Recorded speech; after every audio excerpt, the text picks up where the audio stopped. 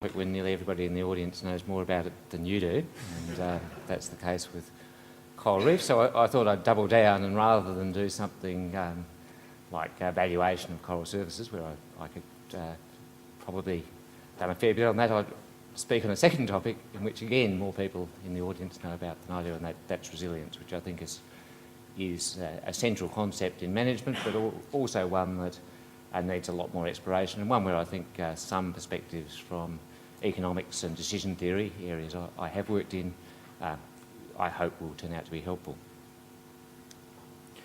So that's me. You can check my website, so I assume we'll get this on the thing, but Google will do the job if you want to find out more about what I've been doing in various topics. Mostly, until recently, working on the economics of the Murray-Darling Basin and the New Federation Fellowship. I've seen a lot of commonalities in the kinds of problems that are emerging there and those of the Great Barrier Reef, so I'm hoping to extend some of the ideas I've developed in that work. So coral reefs are complex systems in all sorts of ways, and this issue of complexity makes it difficult to apply certain sorts of traditional analytical tools, concepts of stability, for example, and equilibrium that economists and engineers are very familiar with, don't necessarily work quite so well with these sort of multi-scale systems. You have at most a dynamic equilibrium concept rather than a system returning to a stable equilibrium. And an area I'm particularly interested in is complexity and irreducible complexity. We can't aspire to a complete knowledge of everything that's going on in the system. It always has the potential to surprise us in various ways, and the question of how we can make decisions faced with that kind of irreducible complexity is a big interest of mine. So economic importance, of course, Terry's already mentioned this.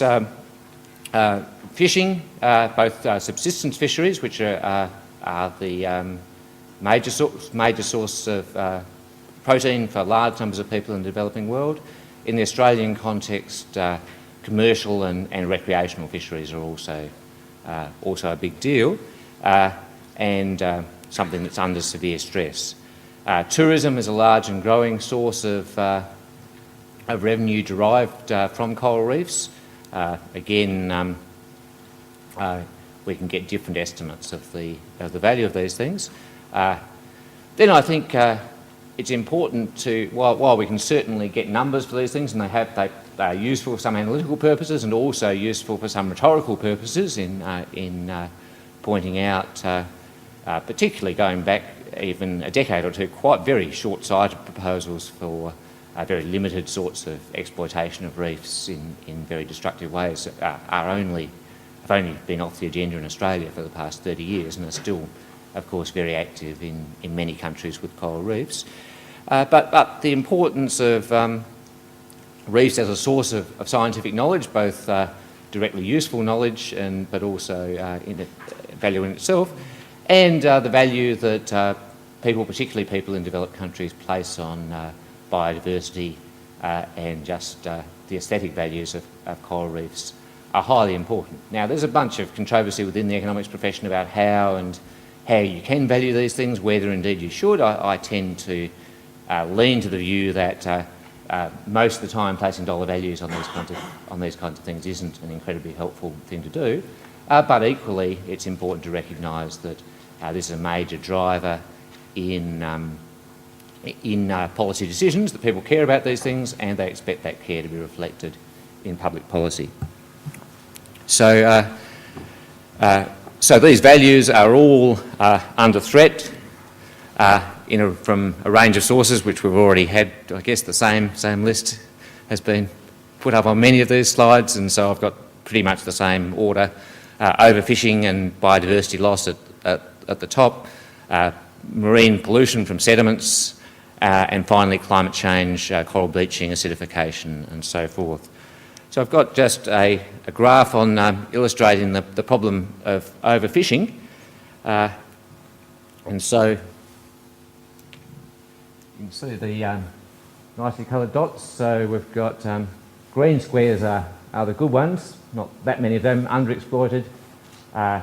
Orange red ones are those that are overexploited, above the sustainable output line. Black ones are those that have collapsed. And that story is depressing. It's not by any means unique to coral fisheries. And indeed, although you might think, and some of the narratives about this suggest, well, it's a case of, this isn't such a problem in Australia, which is a developed country. Most of these fisheries are in less developed countries. The fact is that looking at fisheries in general, developed countries and commercial fisheries have had almost as disastrous a record as have subsistence fisheries. In important respects worse. The fishing policies of the European Union and a number of the North American fisheries have been every bit as catastrophic as the figures we see here for coral reefs. There are reasonably well-developed economic policy solutions, just ones that are very difficult to implement because they require people in the short run to give up access to resources which they've exploited for some time and which they depend on. So, resilience in this concept is both important, but as far as I can determine, it certainly gets flown about a bit. And it's important in thinking about the question, given that large numbers of reefs are already degraded and that all reefs face these threats, how can we manage them in ways that achieve desirable outcomes? As I'll argue, we can't expect the system to remain unchanged, both because natural systems evolve and because as was already mentioned, systems don't bounce back to their original state in response to a shock. This notion of resilience then is the idea that we can manage that systems display desirable characteristics of returning to a desirable position after a shock, and ideally that we can manage systems in ways that improve resilience. An obvious comparison, something I've been working on for a long time, is sustainability. I used to at one point think that if you tried to catalogue the definitions of sustainability that are out there, it would be like, as I said, counting the population of China. By the time you'd finished counting the existing definitions, there would be so many more that would have appeared in the literature that the task would be never-ending. Despite that vagueness, though, sustainability has proved to be a very useful concept, and one that is now reasonably well embedded in resource management, and the vagueness in its definition hasn't prevented it from being applied successfully. Looking over the literature, I can see two different kinds of definitions, at any rate, which I've called phase space and state space approaches, and I'll, roughly speaking, associated respectively with Hollings and Pym. So this is sort of the kind of picture with a phase space approach in which you're looking at a description of the position of a system that's going to evolve over time, and the notion is that this is fairly closely related, I guess, to traditional notions of stable equilibrium that economists and physicists are familiar with, but with the notion that the system can evolve over time. That means we get an equilibrium that's different from the previous one, but still recognisably in the same state. Alternatively, you can have an unstable equilibrium where you rapidly move to a radically different state, and we normally take it in the context of things like natural ecosystems that such radical moves are inherently undesirable. Economists do a lot of stuff about multiple equilibria, a lot of the time hoping to shock the system out of a low-level equilibrium, for example, one where there's a high level of unemployment, into a different and better equilibrium, and the rankings there come from our preferences. The general assumption, I think, although there's an element of that, the general assumption that we're working with here, though, is we want to keep the system more or less in its natural state, in the kind of valley that it's originally located in, not to move to some other radically different state as a result of shocks that we generate. That there will generally be a loss in a bunch of desirable values associated with that. So the second approach we see related is what I've called a state space approach, and here we think of the system as being represented by a Markovian type of process where we have a probability of moving from one state to another. We can if we have a state or set of states, in this context, it's relatively resilient if both the probability of moving out of it is relatively low and the probability of returning to it is relatively high. And we can see the picture here. So, this is this kind of situation where you have a high probability of it being in one state, but once you leave, you also have a high probability of staying gone is not resilient. The case when you have a high probability of returning down the bottom is resilient because if you bounce out of the state, you're likely to bounce back to it. That seems to be a useful description for a bunch of purposes, certainly for a bunch of the kind of purposes that we want to use in management is to try and develop policies which achieve resilience in that state-dependent sense. So, a crucial point about this is that any description like that for a system like a coral reef is a gross oversimplification. We're going to have lots of states and move through them, so we need notions like sets of states within which the equilibrium can be located and policies that are going to promote that. Looking at the literature, I think a significant motivator for this is the relationship to biodiversity, is the point that we're not looking for a single stable equilibrium because these systems are inherently dynamic. We're looking for a range of equilibrium outcomes that we can manage the system in so that it can remain within that range. So, certainly in the state-space approach, uncertainty is crucial, and I think this is an area where economists have something to contribute. We've been dealing with different kinds of uncertainty, risk in financial management, uncertainty in the macroeconomy, and so forth for a long time. Have a bunch of tools and a bunch of ideas about how people make decisions faced with uncertainty. So the crucial feature of the Markov chain representation, the state representation, is the transition probabilities.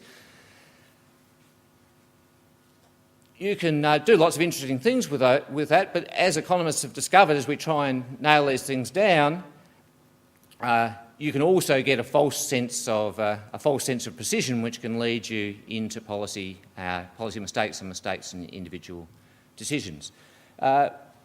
Looking at the economics of uncertainty, there are really two big areas that we've sought to develop in recent years. The first is responding to the fact that in reality, probabilities are typically unknown. We can write down the estimate of probabilities, but we don't know what the probabilities are.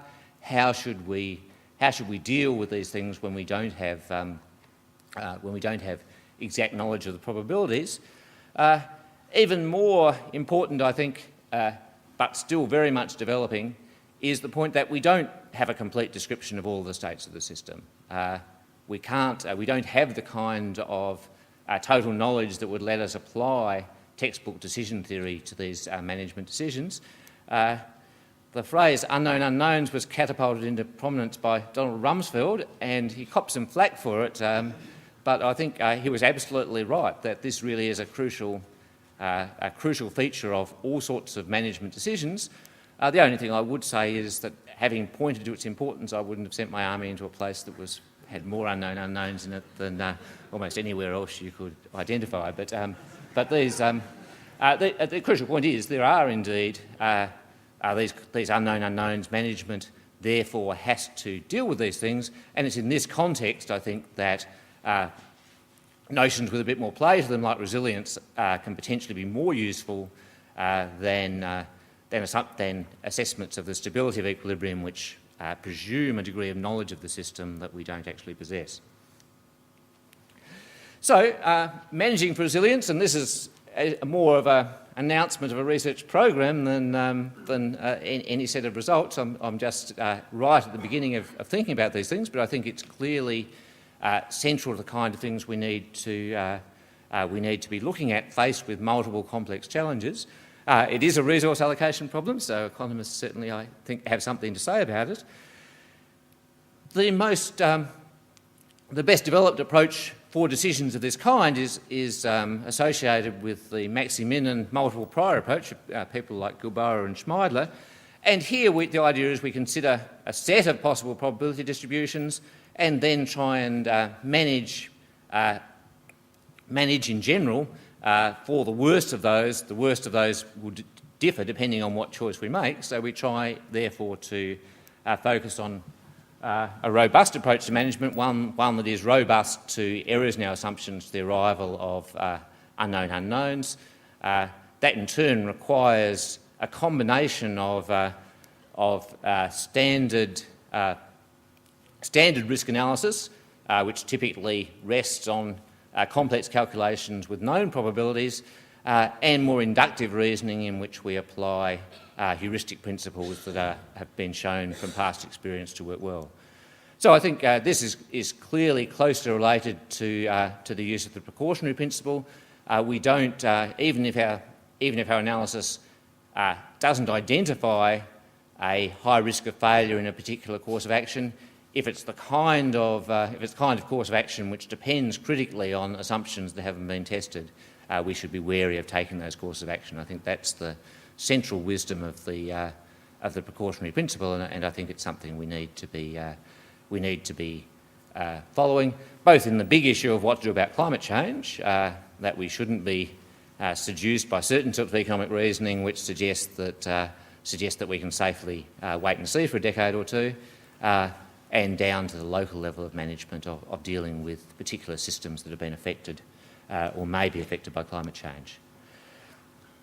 So, where to? Well, first, towards an economics of resilience, there have been people working on different aspects of this within economics for the last decade or so, but it's certainly a new area for economists and something which I think we need to see how this relates to the kinds of management tools and recommendations that environmental economists in particular have traditionally given. Responses to climate change, as already mentioned, this is both obviously mitigation of climate change, stabilising the climate is crucial, but it clearly isn't going to be sufficient to stop damaging climate change under almost any plausible scenario. So we need to think about responses to this and how those responses interact with responses to the other even more pressing threats of biodiversity loss and destruction. And finally, I think we still need to clarify thinking about biodiversity. Certainly economists do, going beyond instrumental views of biodiversity to try and incorporate it more into our thinking to understand how the natural evolution of systems is valued and how we can take into account biodiversity as a policy tool. Thanks.